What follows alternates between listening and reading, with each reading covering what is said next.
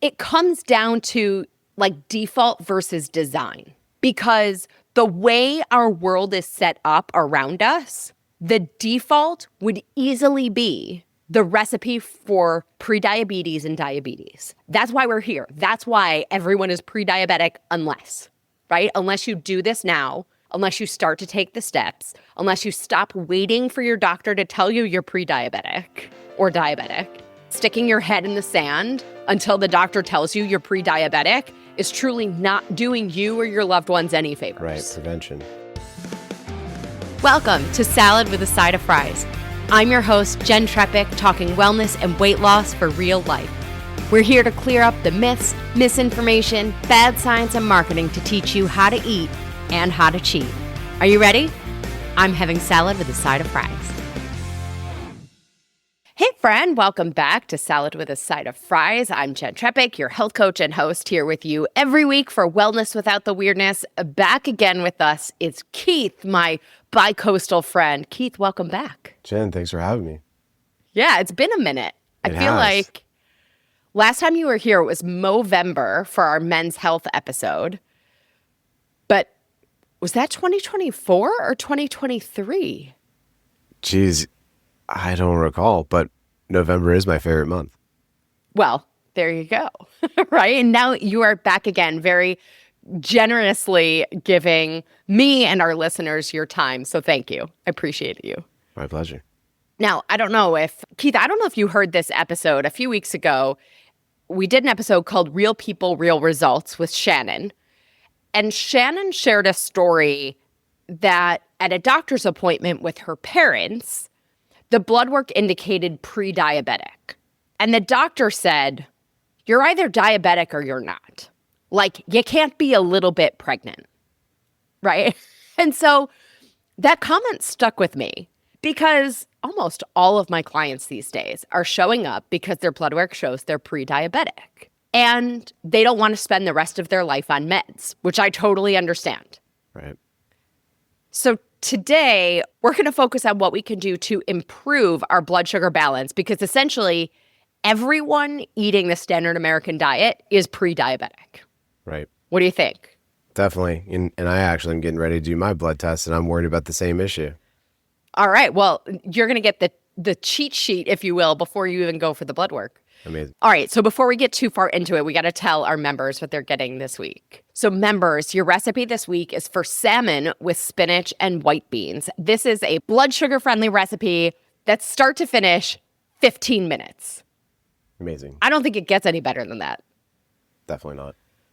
All right, so if you want this recipe, be sure you're a member. Go to glow.fm/salad with a side of fries. For just $10 a month, you get weekly recipes, a monthly article or tool, extra discounts from me and our partners, plus access to live Q&A sessions. It's a total deal. I say it all the time. It's a steal when you take advantage of the full offerings. You save far more than that $10 cost. It's a no-brainer way to show yourself that your health is a priority. Plus, being a member supports this podcast and this community so we can continue to bring you new episodes and experts every week.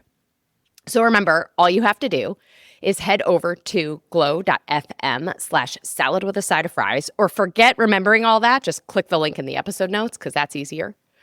Once you're there, you click the little I agree button and then support now, enter your email and payment info, click subscribe, and you're all set. You'll get this week's recipe for the salmon with spinach and white beans. That's literally 15 minutes to dinner. All right, so Keith, maybe the place to start is why I feel confident in saying everyone is pre-diabetic and why that's a problem. When we have insulin resistance, right, when our body doesn't properly respond to insulin, we end up with a diagnosis of type 2 diabetes, right? They tell us we're pre-diabetic if we're trending in that direction, okay? When that happens not that when we progress to it over time, but when we live in that for an extended period of time, it creates inflammation in the body. It creates oxidative stress. It fundamentally creates health problems systemically, right? Chronic disease, cancer, Alzheimer's, like there isn't a system in the body that is improved by that scenario, right? And because our metabolic health is connected to every system, well, the whole body is connected, right? But our metabolic health is sort of at the first line of every system in the body. When we're impaired there, everything ends up impaired. And whatever we're diagnosed with, whether it's cardiovascular disease, cirrhosis of the liver, whatever, our diagnosis is just based on the organ system that failed first. But it doesn't mean that everything else is okay, right? Because everything in the body is connected. Like Alzheimer's is now referred to as type 3, or dementia, right? Is referred to as diabetes type 3 because it's what happens over time when we live in this state, right? So then how did we get here? Why is it that basically everyone is pre-diabetic? And it's because fundamentally our food supply, pardon my French, is for shit. Like, we're blunt today, whatever time of day it is when you're listening, right? It depends who you ask. But Keith, if you had to guess, what percentage of the standard American diet for adults do you think is ultra-processed food? Oh, geez. I would say 85% today, maybe 90. Yeah, so some say as high as 90%. The CDC, everybody across the board agrees that it's over 60% for adults, over 70% for kids, and there is some that say as high as 90% is ultra-processed foods. Definitely for adults. I feel like they're trying to do better for kids, but who knows? Yeah, and I say this with love and compassion, but how often are we feeding kids the frozen stuff, that can then be cooked in a few minutes, or the stuff that's microwave friendly and can be cooked in a few seconds? There's a range. So first of all, everybody, we have a nutrition nugget on ultra processed foods, and you can kind of go back to understand, right? There's a range of processed foods. There's like minimally processed, right? Like cream cheese is potentially minimally processed, right? Cheese versus milk, minimally processed. Whoa, words. Minimally processed versus ultra processed like Cheese Whiz, right? Or Velveeta, right? So there's a spectrum in there, but recognizing the farther we get from nature, the more damage we're doing. Further complicating everything, even our fresh foods do not offer the same nutrition as they once did. So some recent information, it takes 8 oranges today to give you the vitamin A of 1 orange in 1950. Whoa. Spinach has lost up to 80% of its iron. Go ahead. Why is this happening? Our farming practices, our imports of food, right? So we have an episode from the very beginning of the show called GMO, Organic, or Local, oh my. We kind of talked about what happened to our food supply and how do we even choose between these types of foods. But long story short, food only gets, the nutrients in our food come from the soil, right? It can only get nutrients from the soil as long as it is connected to the soil, which means connected to the vine or the stem or whatever it is, right, in the ground.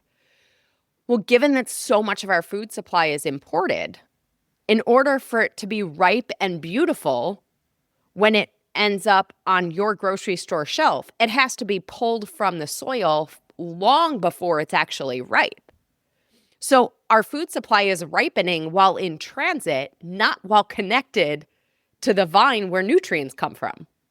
And then you add to that modern farming practices where we don't necessarily do the same crop rotation that once was, right? So different foods, different crops pull different nutrients and restore different nutrients to the soil, right? Like every kind of food has a different give and take with the soil. Well, if we're always planting the same thing, we're always pulling the same out and giving back the same ones, we also are trying to get more yield out of the same soil.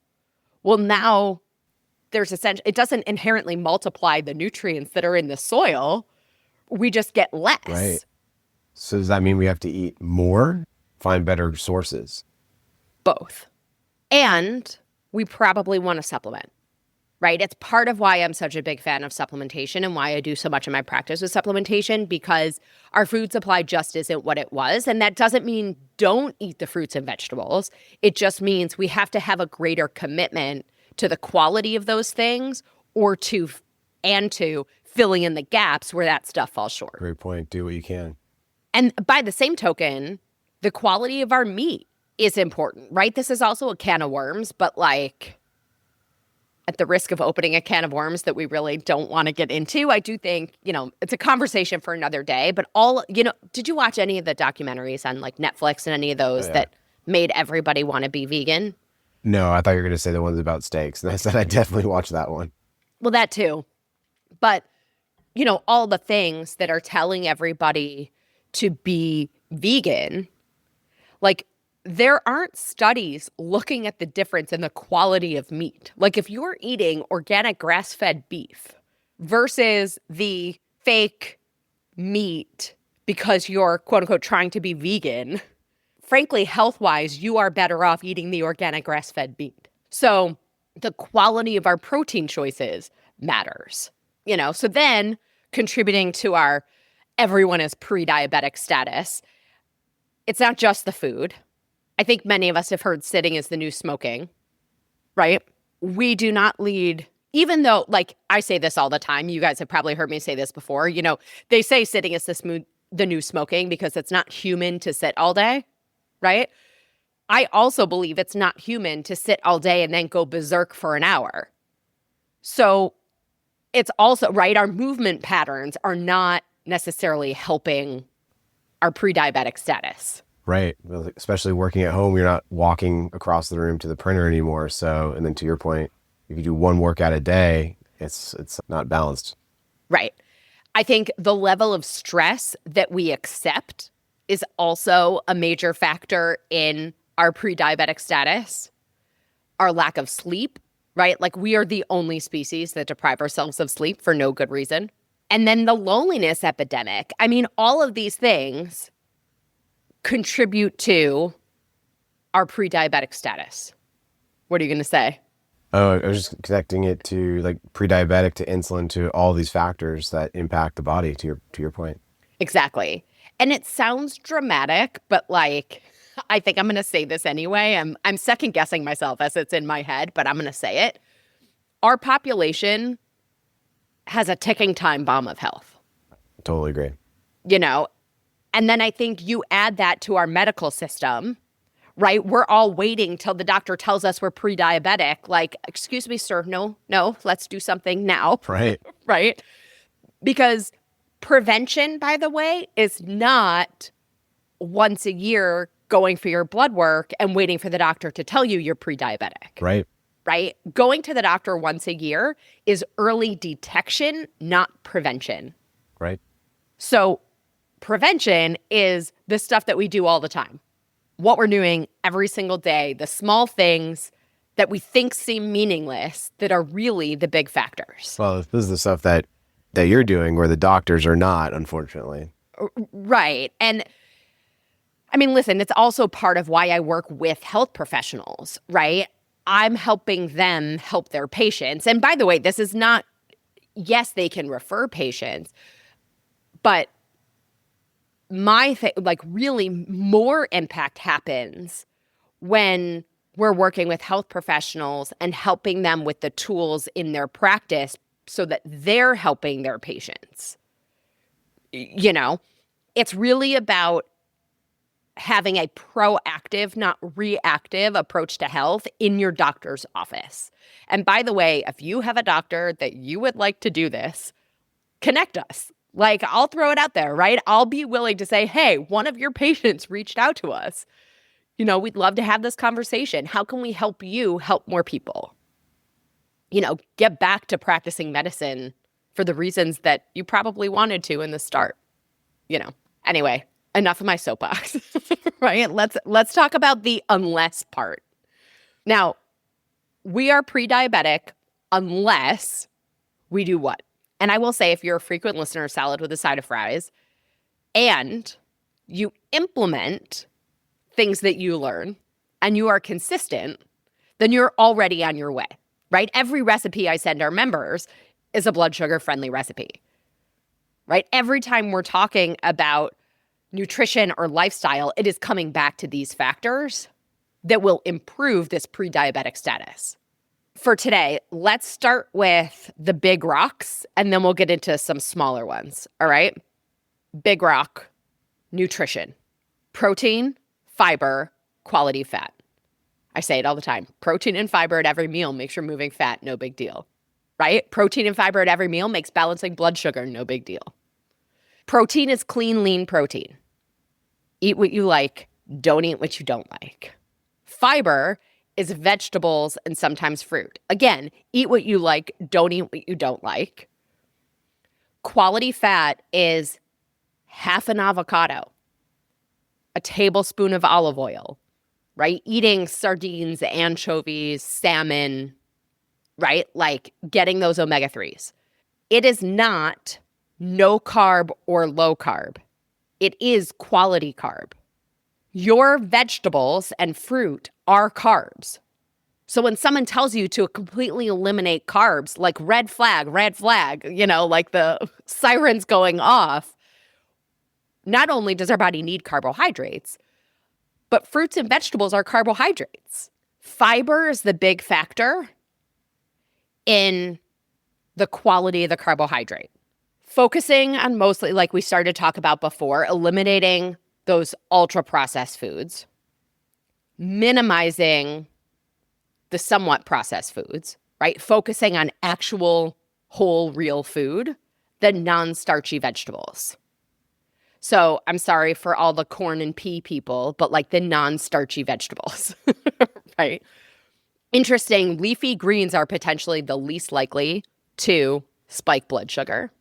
And I suppose this kind of brings up a conversation of whole grains because everybody always says, but they're whole. Well, here's the thing about grains. Grains are just, when we think about the food groups that we need of protein, fiber, quality fat, grains are just inefficient in getting us the protein and fiber, right? Like we end up having to have a massive or a lot, maybe I'm exaggerating, right? But you have to have a larger quantity of the grain to get to a significant protein or fiber contribution to the meal, right? So it doesn't mean we don't eat them at all, right? Or we're never going to eat them. We can certainly enjoy them. We want them whole, unprocessed, right? And then we think of them more like a condiment rather than a food group, right? They're adding texture and interest. They're not the main piece of our meal.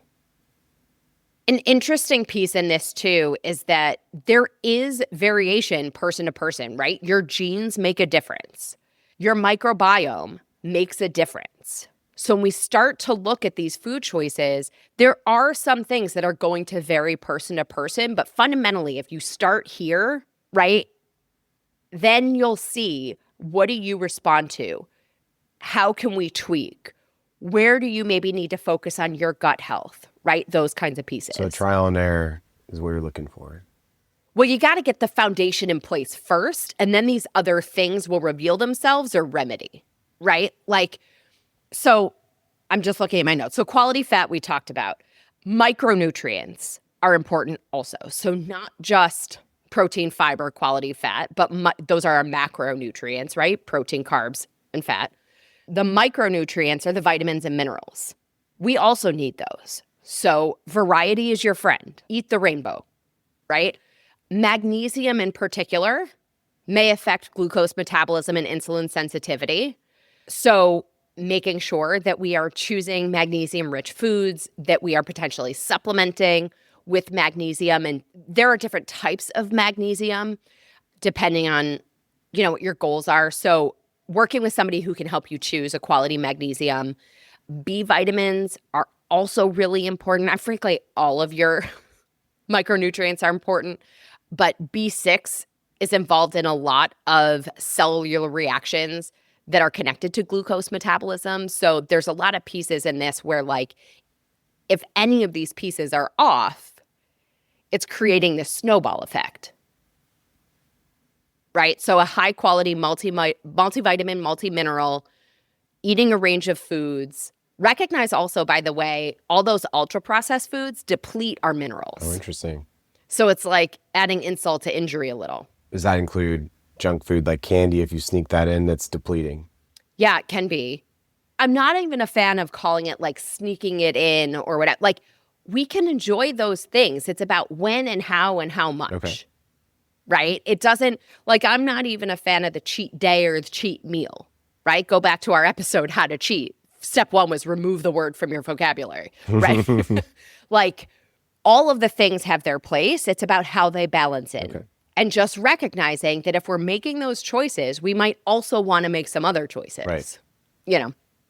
So on the genetics and gut health piece, right? So microbiome. So in our episode, 8 domains of health, one of those domains is gut health.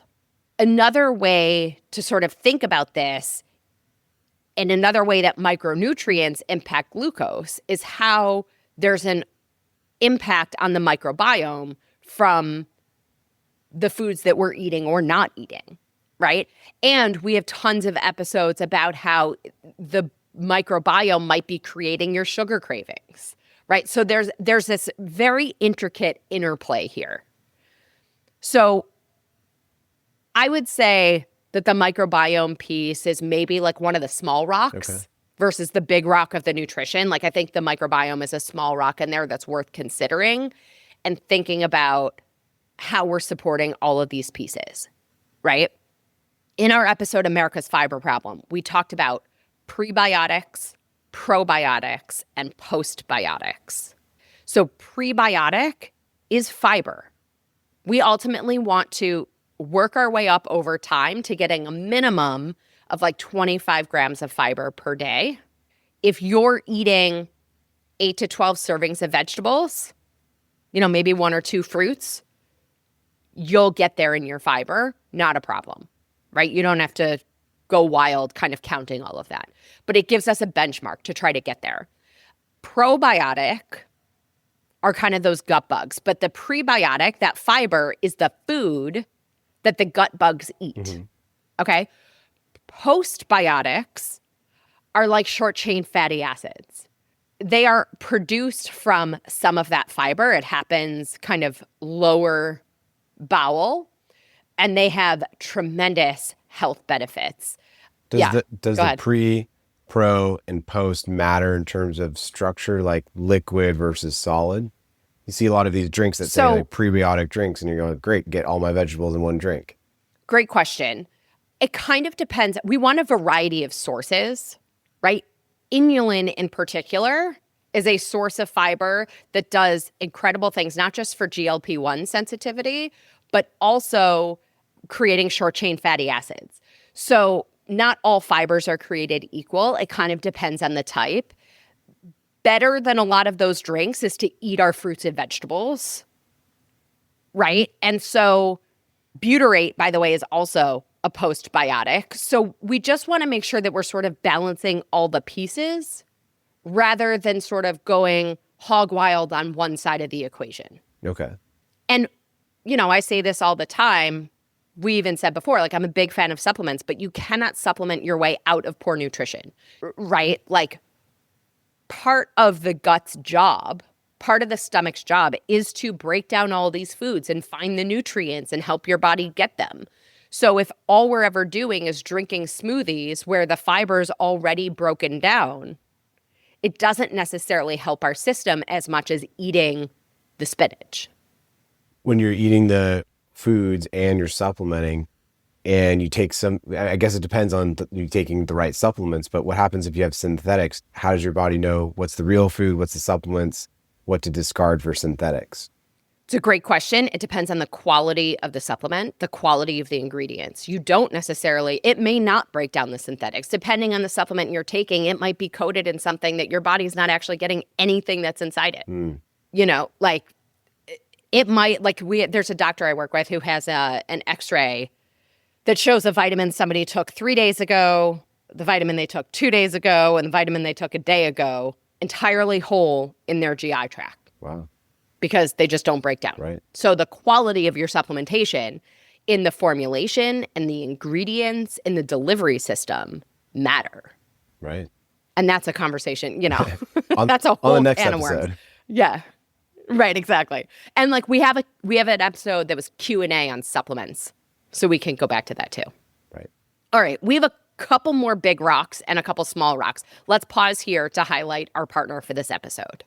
Big thanks to DNA Miracles for supporting Salad with a Side of Fries, because every child is a miracle. DNA Miracles provides the highest quality body and wellness products designed for babies, children, and expectant mothers. All products are gentle, easy to use, and 100% effective when used as directed. DNA Miracles partner with leading health professionals and scientists who follow the highest standards in ingredient selection to create the most effective skin, hair, and health solutions. As natural as possible, DNA Miracles is the best and safest option on the market for you and your little miracle. From expert pediatricians to real family testimonials, everyone has fallen in love with DNA Miracles. So funny, we were just talking about micronutrients, right? We mentioned, I should mention, kids aren't even eating all of the things. They're eating, as we said, more of those processed and ultra-processed foods than the adults, which means DNA Miracles might be a key step in helping your little's growing bodies. So you have the DNA Miracles Isotonics Multivitamin, the DNA Miracles Chewable Probiotic, and the DNA Miracles Essential Omega-3 that, by the way, tastes like a creamsicle. So each one of these is under $40. I know you'll agree that the health of your littles is worth a couple dollars a day. And those prices, by the way, are before your 10% off and free shipping for being a Salad with a Side of Fries listener. To get 10% off and free shipping on your next order, text the word miracles, MIRACLES, to 844-947-4846. You'll receive the link and coupon code right to your phone. Again, text the word miracles, MIRACLES, to 844-947-4846. This is a toll-free number. Standard text and data rates may apply. All right. So we talked about the food piece, big rock. We talked about the microbiome, a little rock. Let's talk about another big one. Our society is sedentary, right? It is a big rock in our pre-diabetic status. So what this means is movement is part of the antidote, right? And the interesting thing about movement is that there's both immediate, like short-term immediate benefit for blood sugar and longer term. So in the immediate, a 10-minute walk after you eat does tremendous things for postprandial glucose, which is that blood sugar spike after you eat. For anybody with a constant glucose monitor or anybody looking at these things, we want to keep that change after a meal to like maximum 30 milligrams per deciliter. If you're getting more than that, even if you're not getting more than that, right, we could make it less. Walk for 10 minutes after you eat. Longer term, well, by the way, even in the short term, blood flow, right? Blood flow helps everything. Blood flow helps our energy. Blood flow helps our thinking. I was doing a speaking engagement and I was the last talk before happy hour. And so, it's 4:00 in the afternoon. They've had, a day of people talking. And the first thing we did was we stood up and sat down 3 times. You know what that was? 3 squats. Right. Get the blood pumping. Get the blood flow, right? Get some energy going. We have more focus. We're able to make it through that last hour. So movement in the short term, incredible. Longer term, we're building muscle. We're using up those glycogen stores. We're using our bodies in the way that they were designed. You can go back to our episode called More Than Cardio, where we talked about really understanding zone 2 cardio and also how your cardiovascular health interplays with your respiratory health and your muscles and kind of looking at these things in combination. But movement and muscle are really important for blood sugar balance. Okay. Full stop. Move it or lose it. Huh? Exactly. And there's tons of research, right? I mean, we always say, move your mass, right? Muscle dictates metabolism. But essentially, the more muscle you have, it increases the glucose uptake that your body needs or has and improves your insulin sensitivity. It helps with our mitochondria. Movement helps everything. And then in our Blue Zones episode, we also talked about how in these parts of the world where people live longer and they don't have all these instances of illness and disease, movement and resistance training even, is built into their lifestyle. Like they walk places and all of these places in blue zones, it happens to be pretty hilly. And so they end up just going about their everyday business, having that resistance training by walking up the hill. Yeah. So we don't have to uproot our lives in order to get that movement, but we do have to walk. We do have to build muscle, and we can improve our insulin sensitivity. Another big guy. You ready for the third of the big rocks? Let's have it. What do you think it is? We talked about it in the very beginning. Genetic? Stress. Oh, my favorite. Right. I also mentioned loneliness in the beginning, and I think that's part of actually the stress piece, right? We have lots of episodes on stress for people to go back, but essentially, when we are stressed, when cortisol is high, when adrenaline is high, right, our body becomes insulin resistant. Right. So if we are not reducing our stress, if we are not actively reducing our stress, even when we don't think we're stressed, we are contributing to insulin resistance, insulin insensitivity. Okay. And I think with this, I hear it all the time where people will say, well, I used to be stressed. I'm not really anymore. Like they got used to the stress, but it's still there. Or like, even for me, right? Like I worked in hedge funds. That was a wildly stressful lifestyle. I don't have that anymore. Yet, that doesn't mean that, okay, we're good, tick the box, right? I always think about stress. Like, do you remember those? It's like a poster. I think it's about success or something, right? There's this poster, and it shows like the iceberg, like the iceberg with the water line. And the poster is like the part of the iceberg above the water line is like what other people see. Right. And then everything below the water line is what it took to get to the success. Sure. Right? I think about stress that way. The water line is our awareness. So something might not be as stressful as it once was in our daily lives. And so we think we're great. But our system has sort of built up this stress state that we have to chip away at.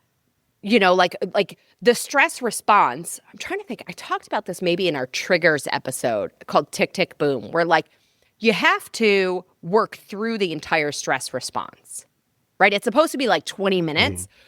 We all get through the first part where we've increased all the cortisol and adrenaline, but we've never come down the other side where those things calm down and our body systems turn back on. So we're constantly living in this state where the body is like frozen in a stress response. It's like a defense mechanism. I guess that's why you get, if you're stressed in sort of olden days, you get sort of a cortisol belly because your body's like preparing to deal with stress long term. And if you don't release it, it just keeps getting bigger. Yeah. I mean, it's interesting.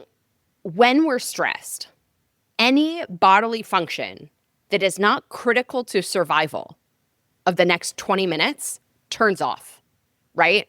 So your metabolism turns off. Your reproductive system turns off. Your immune system turns off. Like none of those things matter if you're not alive in 20 minutes. Right. Right? Part of working our way through the other side of that stress response is activity, is movement, is working that stress out of the body. There's actually research on people with type 2 diabetes. A 20-minute practice of deep diaphragmatic breathing caused reductions in fasting blood glucose and post-meal glucose in just 9 weeks. Okay. So movement and non-stressful movement, deep breathing, journaling, listening to music, dancing to a song that you like, reading a book, walking outside, getting some fresh air. Like you have to figure out a few things that help you with your stress and build them into your day so that even on the days where you don't feel noticeably stressed, you're doing those activities and it can help chip away at that iceberg and with the other pieces of this that feel like they're contributing. So this is a way to, like the adrenaline you mentioned that's like kind of stored, that's going to raise the insulin. So if you can chip away at that iceberg, it'll dissipate the adrenaline and come back down. Right. It'll help the body return to proper function. Okay. It'll help all of our systems come back online. properly respond to insulin. Next big rock. We ready? I thought What's your guess on this one? environment? Sleep. Oh, We're coming to environment. okay. Environment's one of the smaller rocks. All right, so sleep. Right. Right? I said it. We're like the only species that deprive ourselves of sleep for no good reason. Right. And you, by the way, you don't need any research. Your own life is enough to tell you that this is real. Because when you don't sleep well, what happens the next day? Exhausted, right? And hungry. Oh, yeah. And insatiable. And no matter, we're craving those sugary things. And no matter how much we eat, we're like, I could just keep eating. And what we're craving is not, salmon and broccoli, Right. right? Not sleeping well. So that's quantity and quality of sleep are jeopardized. Impairs metabolism, insulin sensitivity, and increases glucose variability. And unfortunately, and we have a lot of episodes on sleep that people can go back to, right? But you can't make up your sleep. So unfortunately, right, we've also talked about it where if we don't sleep well, we are not properly responding to the hormones that tell us when we're hungry and when we're satisfied, the ghrelin and leptin, right? So when we're consistently living in that state, it's adding to that iceberg of stress. It's adding to that insulin resistance. It's adding to those cravings for the foods that are exacerbating our insulin resistance, right? It gets to the point where you're like, well, duh, of course we ended up here. Right. Right? Like, how could we have ended up anywhere else? Like a vicious cycle. Yeah. So prioritize your sleep. One of the best things we can do is fall asleep at the same time each night or go to bed at the same time each night and wake up at the same time every morning. People tend to try to start with the going to sleep part. That's a lot harder. If you just set your alarm for the same time every morning and get up at that time every morning, the nighttime pieces will fall into place. Cool, dark room to sleep, right? When you wake up, that sleep inertia, like when it feels like your eyelids are very heavy, sleep inertia is real. The best way to combat that is natural light. Fresh air, natural light. We've talked about it, look outside, get outside would be better, but look outside at the very least. And work your way to 7 to 8 hours of sleep. All right. The last piece, you already guessed, the environment. So this one is one of the small rocks. It's a little more in the weeds, but I think if we didn't talk about it, we'd be remiss, right? And again, we've talked about toxins on a lot of our episodes, but essentially the challenge here are the toxins. It's the toxins in the air we breathe. It's the toxins in our food. It's the toxins in our mattresses and our couches, right? All these things off-gassing. Plastic from the water bottles, plastics from our cutting boards, right? And I'm saying all of these things not to alarm anyone because that's not the point. We just have to understand that all of these new to nature molecules burden the body. If the only thing that the body had to deal with was the plastic, maybe it would be okay. If the toxins that the body had to deal with were only the ultra-processed foods, maybe we'd be okay. I don't know. That one's kind of a giant can of worms, right? But it's that all of these are happening to our bodies all at the same time, and it's a lot. And when our body is burdened by the toxins, right, our detoxification pathways are overburdened. We do not properly process our foods. It depletes our body of the micronutrients that we need. So I think people know this now, but let's not smoke or vape, right? Let's not add those toxins. Be careful with chemicals in your personal care products, right? And I'm not saying go throw everything out, but as you run out of things, look at the next one and say, okay, can I replace this with something that has cleaner ingredients, right?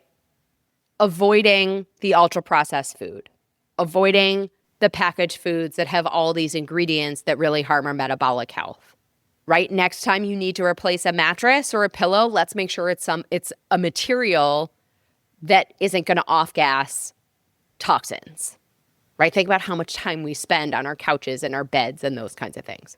But not to freak out to your point of like, you can balance with some junk food. Obviously, there's worse toxins than others, but your body, you don't want to be in a clean or you don't want to be in a sterile lab environment. Your body has to be able to respond to some toxins too, right?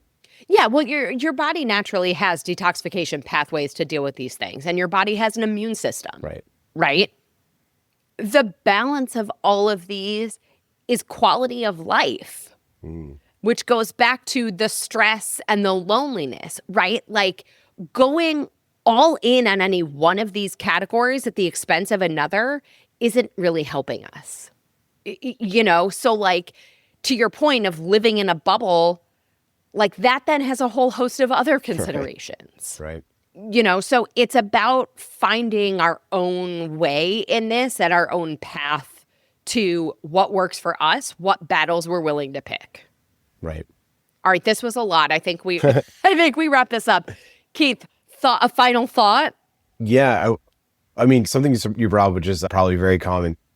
You said half an avocado. What do you do with the other half, right? I have it, and I'm like, if I put it in the fridge, it's going to spoil. But I'm using that as a metaphor of balancing, doing the healthy thing, focusing on the sleep, focusing on managing the stress, but also not throwing out the other half of the avocado. Yeah, so with the other half of the avocado, you can put a little lemon juice on it. That will help protect it, you know, from like turning brown. And then wrap whatever you're wrapping it in, make sure that it's directly on the skin of the avocado. So you're minimizing the air exposure. Okay. And like the serving of avocado is half of the avocado. Maybe you end up having the other half later, maybe the next morning. You know, if the part that's brown really bothers you the next morning, just slice off that little part that was exposed to the air. The rest of it's still fine.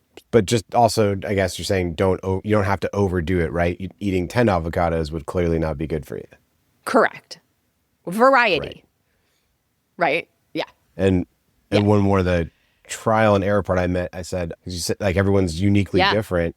I guess you can do all the things that are prescribed to do the good things, but I guess everybody's different. So you have to sort of experiment, see how your body reacts. And not stress about getting it perfect. Like, exactly. And especially when it comes to like the fruits and vegetables. Like if you dislike something, don't eat it.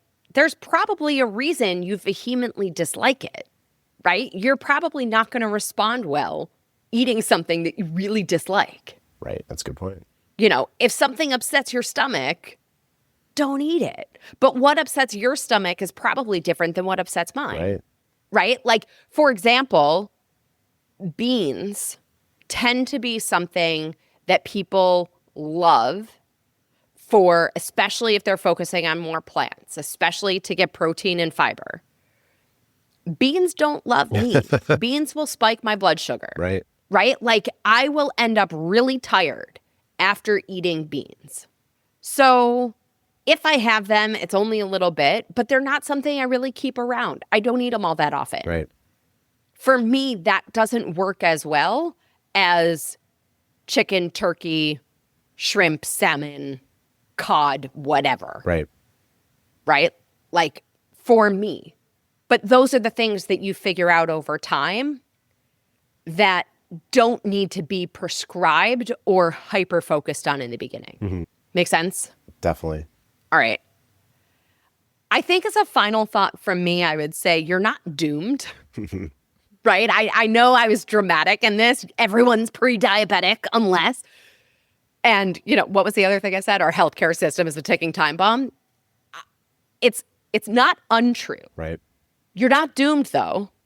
And at the same time, don't be an ostrich about it, right? Sticking your head in the sand until the doctor tells you you're pre-diabetic is truly not doing you or your loved ones any favors. Right. Prevention.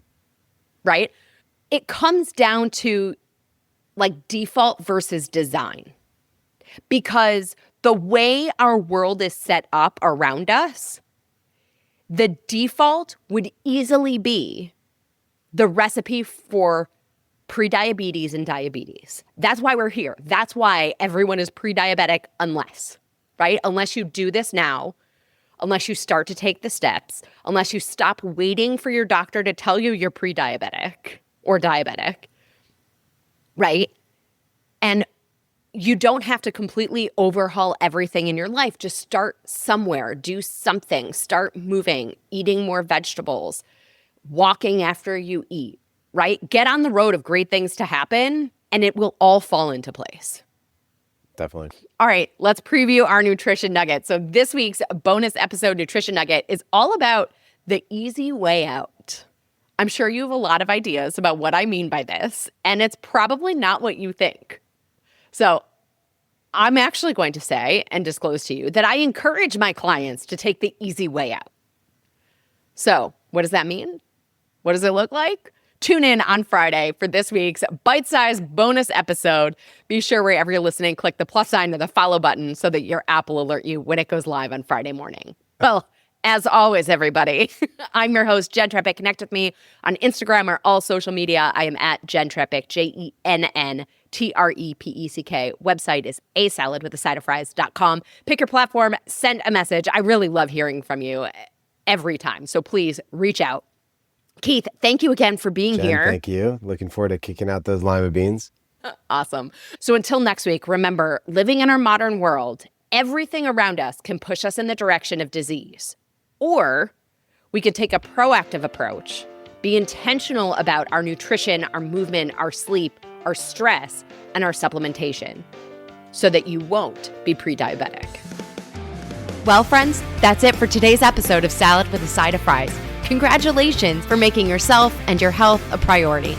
Thanks so much for joining us. Be sure to click subscribe or follow on your favorite podcast platform. Share us with a friend, and we'll be back next week. Always remember, you deserve it, and you are worth it. Happy healthy.